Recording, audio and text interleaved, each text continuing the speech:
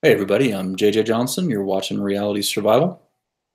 And so today, I just wanted to speak with you about dehydration.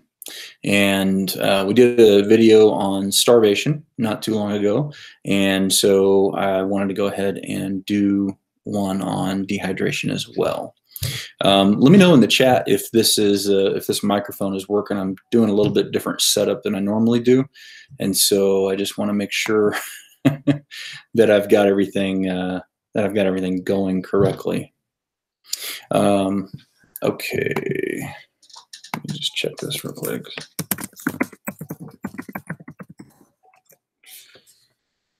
Oh, cool. All right. Okay, so dehydration. So I looked up some information, and this is stuff that we used to teach at the survival school a long time ago, but I wanted to make sure I had the most current information. So I took a look at the Mayo Clinic, and a lot of this information that we're going to be talking about here today comes from the Mayo Clinic. And Billy Bird Outdoors, it is live.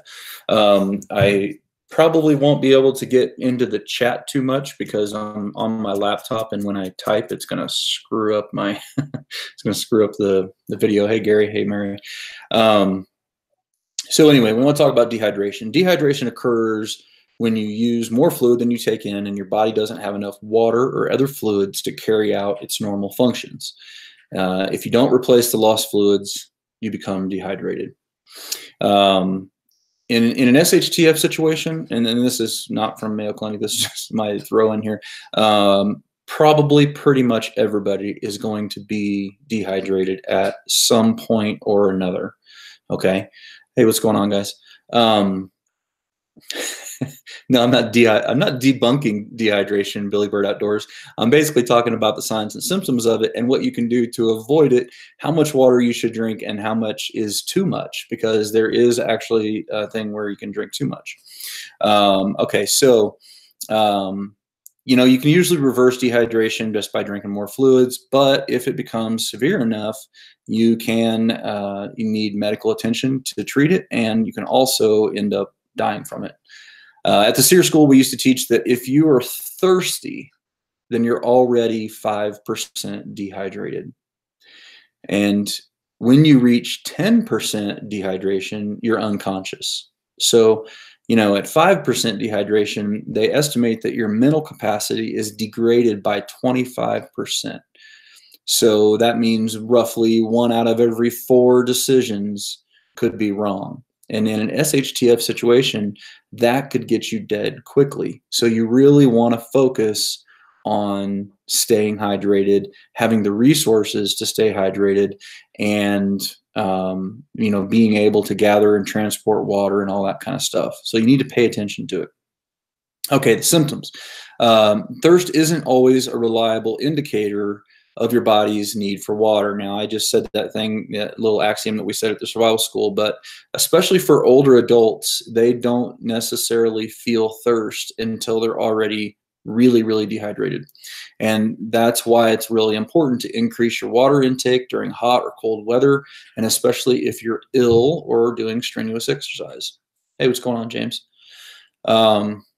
Okay, so the signs and symptoms of dehydration may also differ by age. And for infant and young children, you're gonna want to look for dry mouth and tongue, no tears when they're crying, no wet diapers for 3 hours, sunken eyes and cheeks, and a sunken soft spot on the top of their skull. If you guys have had children, you know they have like a soft spot on the top of their head. If that's sunken down, then that can mean dehydration. And then you've got listlessness and irritability. For adults, when I was at the survival school, we used to always teach that mood change and irritability were the first signs of dehydration. And if you see somebody have their attitude change. Hey, what's up, Kip? If you see their attitude change, in a roughly short period of time, then that can usually mean they need to drink some water. Thirst, again, we talked about that. Chapped lips is another good sign that you or other people can feel or see. Less frequent urination, dark colored urine. when you're monitoring your urine, you really want to strive for like a light yellow to almost clear. But you do have to understand that this is not always the best indicator, because some foods that you eat and different things that you drink can affect your urine color. But as a general rule, you want to kind of look for that light tea colored, kind of light yellowish kind of, hey, what's going on, Jeff? Kind of color. Okay, so then also dry skin is another example. Slow capillary refill. You want to have your capillary refill is basically when you push on your nail bed and you push it down until it's white surrounding the area that you're pushing, and then when you let it up, it should be back to the pink fleshy tone within 2 seconds. If it's taking longer than 2 seconds, you could be dehydrated. So that is one way to tell also. Fatigue is another big one. Dizziness, confusion, and then unconsciousness and death. Death is a pretty good symptom, or a pretty good sign. Okay, so as far as causes go, obviously not drinking enough is a big, not drinking enough water is a big cause. But you can also get dehydrated because you're sick. You know, it's especially easy not to drink enough when you're in conditions where you don't just have the tap to go and grab water from.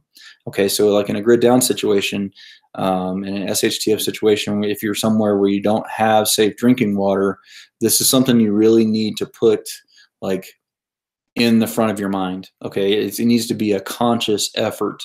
And one thing that you can do is, if you have like a Sharpie or something like that, just on the back of your hand, just take and mark down every time that you drink a bottle of water or a liter of water or whatever the case may be. And that way, so throughout the day, you can track that. And we'll talk about how much is too much here shortly as well. So some of the other causes of dehydration are diarrhea and vomiting.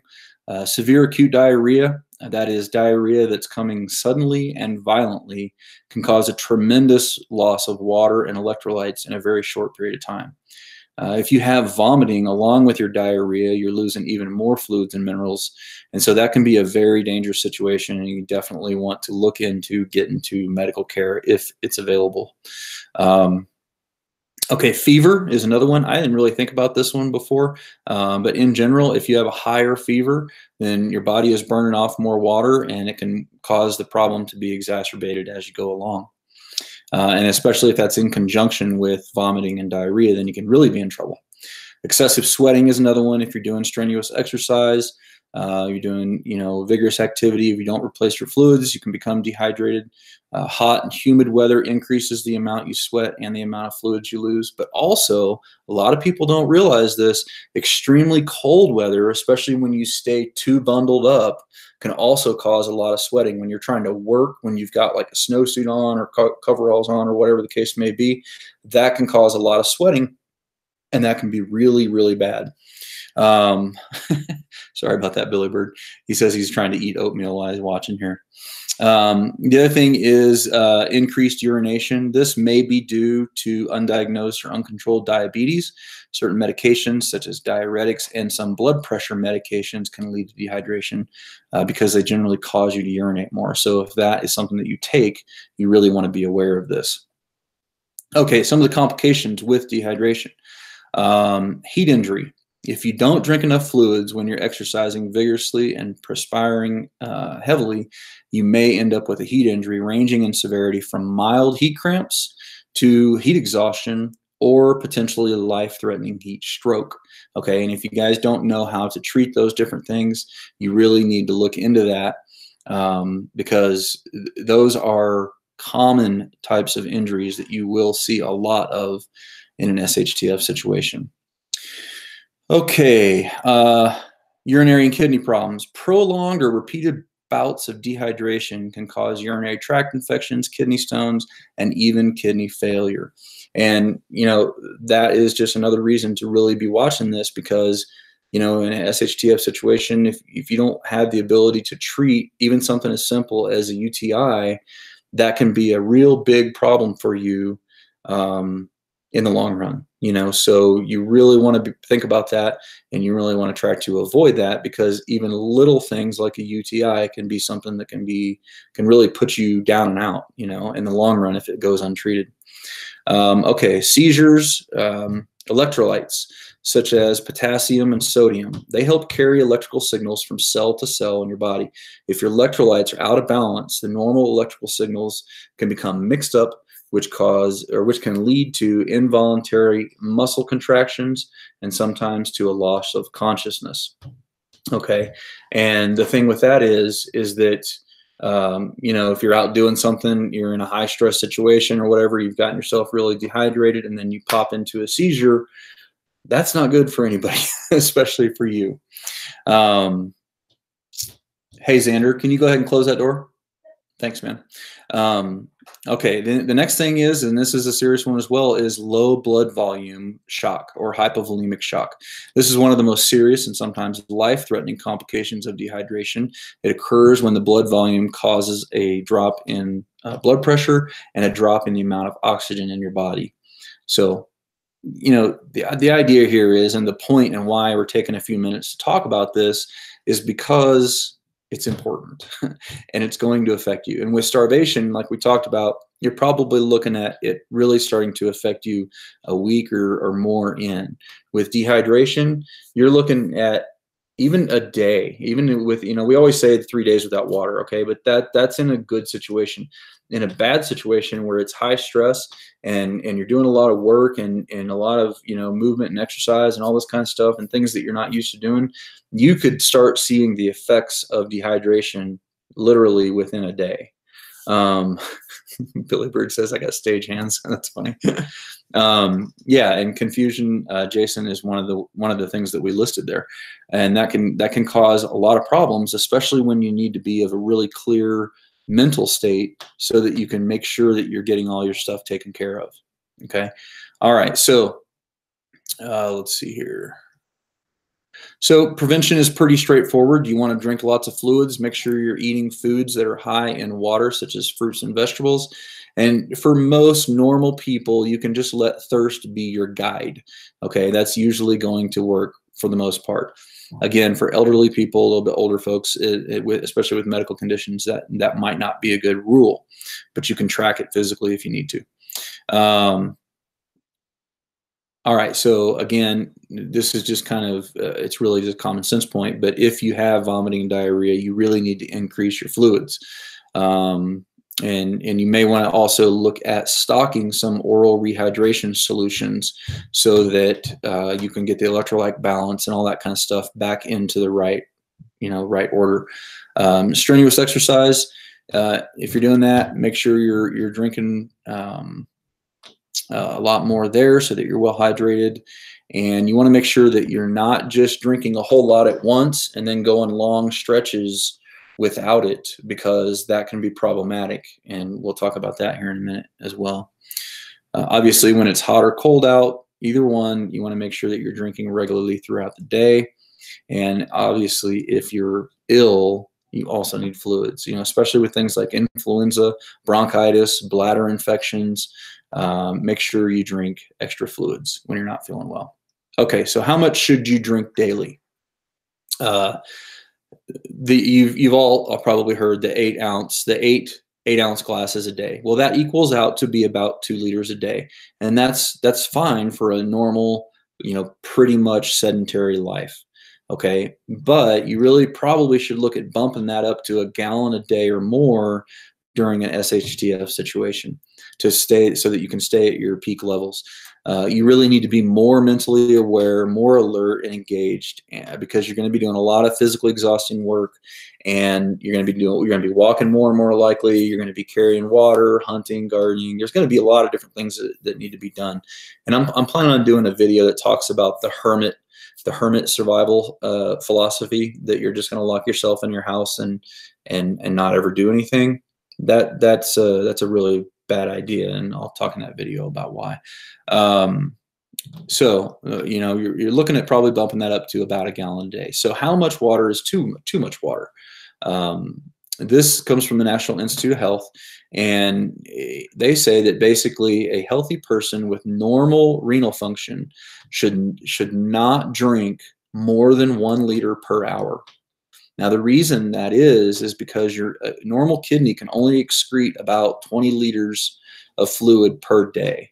So if you drink too much too fast, you're going to end up screwing up your electrolyte balance in your body, and you can start to feel the effects of hyponatremia, and that is a problem. And it can actually be bad enough that you can actually die from it. So you really want to consider how you regulate your water intake throughout the day. Okay. So yeah, like I said, it's not so much the importance on just the bottom line amount, but it's important about how you regulate it and the rate that you're intaking water so that your kidneys have time to secrete the appropriate amount to keep your fluids all balanced out and correct. Okay, so now let's talk about water and prepping. So having the ability to gather and transport water is important, because the reality of the situation is that most people don't have the ability to store, several months worth of water in their home. Some people might, and that's awesome if you do, but a lot of people don't. And so if you don't, then you need to be able to gather it, and you need to be able to transport it. You can do that with, just regular old 5-gallon buckets. If you have a well on your property, you can get a well bucket where you can drop the well down into the pipe and pull the water up. I did a video on that. I think it was called the most overlooked item for rural preppers or something like that. A rainwater catchment system, stock tanks, maybe your bathtub, just trying to fill it up before you go. Those are all things, to think about. You also want to have the ability to purify water. And maybe you're going to do that by boiling, maybe pasteurizing, maybe you're going to filter it. You might use UV rays. You may treat it chemically. You might distill it. There's a lot of different ways, and I'm still working on my my total water purification guide that'll be out on Reality Survival before too long. Let's see here. So the other thing is that you also need to try to think about, when you're putting your plan together, can you store bulk amounts of water? Can you have 55-gallon drums? Maybe you can just use those 5 or 6-gallon water cooler bottles. Maybe you're just using 1-gallon jugs, or cases of bottled water. Maybe you're going to use the water bob that you can put in your bathtub and fill it up. Maybe you have a pool, or maybe you've got a stock tank. Who knows? There's really a lot of different ways you can go about it and things that you can do. But you need to be putting that into your plan. So how much water do you need to have on hand? That's another good question, right? And I think the general answer to that should be as much as you can reasonably store. But you want to plan for, if you're looking at a water outage system, you want to plan for about 2 gallons per person per day. I know a lot of people say 1 gallon, but really your water intake should be about 1 gallon. And then you're also going to need about 1 gallon for sanitation and hygiene. So you really need to consider at least 2 gallons per person per day. Now, if you do that and you don't have a lot of room, I think a week is a minimum goal for everybody. You could shut yourself in for a week and not have to get anything. If you had 4 people in your home at 2 gallons per day, then 8 gallons times 7 days is 56 gallons as a minimum, having that on hand. And so I'll try to catch up on the chat here in a minute, guys. So 56 gallons, that's 1 week for 4 people as a bare minimum. Then you should really try to shoot for 30 days. If you've got the ability to store that much, that is good. And that's 8 gallons times 30 days. You're looking at 240 gallons. So that's going to be like 4 of those 55-gallon drums, or 48 of those 5-gallon water cooler kind of containers, or something like that. So that's a lot of space, and it's a lot of bulk, but you need a lot. That's kind of the point that I'm trying to drive here, is I believe that water is probably one of the most overlooked and and things that people aren't ready for. You know, they have filters. They've got. I've heard so many people say, "Oh, I've got a life straw. I'm good to go." You're not good to go if you just got a life straw. I'm sorry, but you are not. You really need to evaluate. You know, in a long-term situation, how would you go about getting and transporting water? Okay, there's a lot of stuff to think about there. And one of those things that you need to think about is, do you know where the nearest groundwater source is closest to your home? If you don't, you need to find out. Get Google Earth, you know, and go and look from a satellite view, from a sky view, you know, where are the nearest streams, lakes, all those kind of things. You need to walk to those. You need to look at them. You need to evaluate them and figure out, how would I get water out of there? Is it even clean enough to drink from? Do you even want to? You know, maybe there's a chemical thing, or who knows, you know, something nearby that you wouldn't want to. You know, and then mark those out, map them out, and then figure out, okay, so I got to get X number of gallons out of here. How am I going to do it? Am I going to just, you know, do it with 2 5-gallon buckets and carry it, or, you know, put a stick on there and kind of carry it like that? Do I have a 4-wheeler that I can transport water with, or a small stock tank and a trailer? You know, what are you going to do? Water is far too important to disregard. Okay. And you really need to use it, and you really need to understand how it impacts you, because you will think that you can operate, you know, in a dehydrated capacity, but it affects your ability to think clearly. That will get you killed. Okay. If dehydration itself doesn't kill you, or, you know, an infection down the line or something along those lines, the stupid decisions that you make when you're dehydrated will kill you. Okay. So that's the main point on that. Those are all my talking points, and that's all I wanted to throw out on this one. Let me go back and check. Let me go back and check the chat here. If you guys have any questions, you want to talk about anything really survival related, that's fine. Just go ahead and put them all caps in the chat here, and I'll see what I can do to put them out. So Truth Freeze throws out sand filters. Yeah, I'm sure sand filters are good. I don't know a lot about, you know, how much sand you need to where you can actually ensure that it's safe when you come out. You may still need to add water purification or chlorine or something after you're using those, because I know, like, those tripod sand filters, you know, where you got like grass and then you know, charcoal and then a layer of sand. Those don't make water safe to drink, no matter what anybody tells you. They make it cleaner and it tastes a little bit better, but from a bacteriological and micrological standpoint, the water's not safe. So it's good to do that to get the turbidity out of it, but you need to have something that actually makes it safe, you know. So, and just something to think about there. Let's see.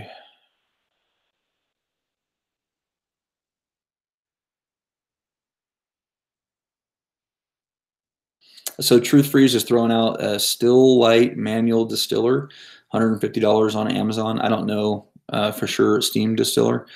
So I haven't seen that before. That's pretty cool. All right, let me see if I can find anything else here real quick. I was going to try to make this one kind of a quick one. I didn't want it to go on too long.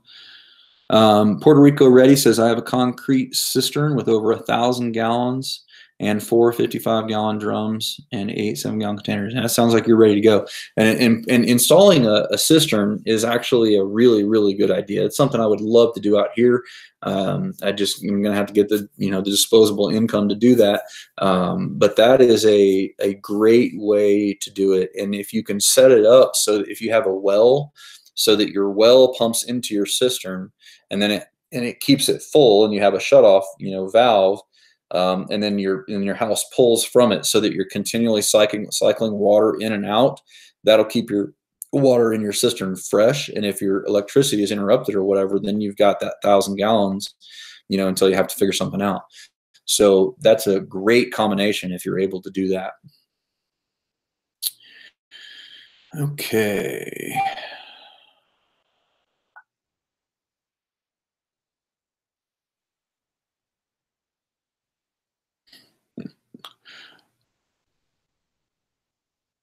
Okay, yeah, I think that's pretty much it. I can't get through all the chat, I don't think. But if you guys got anything last minute, go ahead and throw them in here, and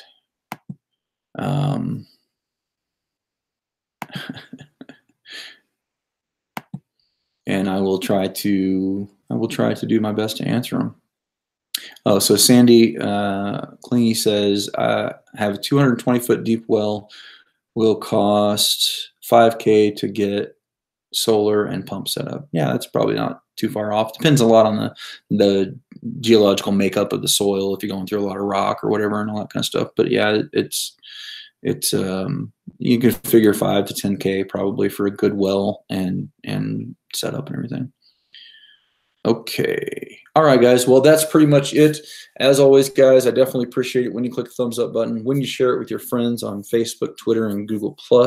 Also, recently, I have been establishing relationships with companies that I think preppers use frequently.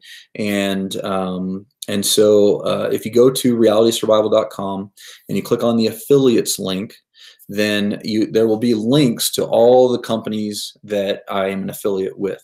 And, you know, those companies right now, let me see if I can do I don't know if I can do a screen share or not. Yeah, probably not now. But you know, there's a lot of them, like Amazon is one. Let's see. I know that we got it approved with Cabela's and Brownells. I don't think those are up on the page yet. Optics Planet, you know, just a lot of different ones. BattleBox is one. Blue Coolers is another. Geez, I'm having a hard time thinking about it now. But, you know, a lot of companies that preppers generally shop from. And so if you want to support the channel, then you can use those affiliate links and they'll give me just a small percentage. And that helps me to keep the channel free and keep the information rolling and all that kind of stuff. Because I don't want to do a Patreon and all that kind of stuff. I would rather figure out ways to let other people pay for the channel that we can keep, you know, everything going free and all that kind of stuff. So anyway, guys, I hope you enjoyed the video, and we will see you on another one here shortly. Take care, guys.